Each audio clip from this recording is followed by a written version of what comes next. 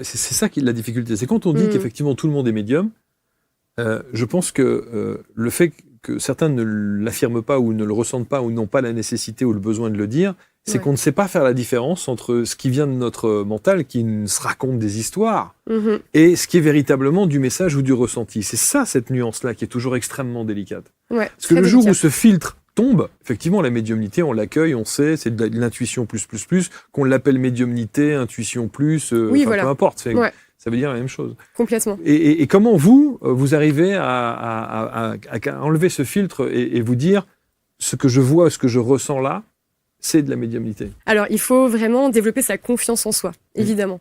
Moi, ça m'a vraiment appris à me faire confiance, en fait, à faire confiance à la première info qu'on reçoit.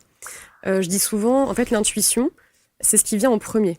On se connecte à quelqu'un, on se connecte à un lieu, on se connecte à une info, enfin voilà, peu importe, à une décision à prendre.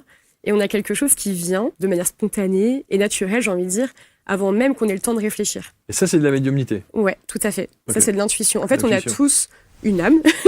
On a envie, on a une âme. On a des chakras, on a un troisième œil. Dès cet instant-là, on peut tous et toutes développer, on va dire, en tout cas, à capter l'intuition et à faire confiance au message qu'on reçoit.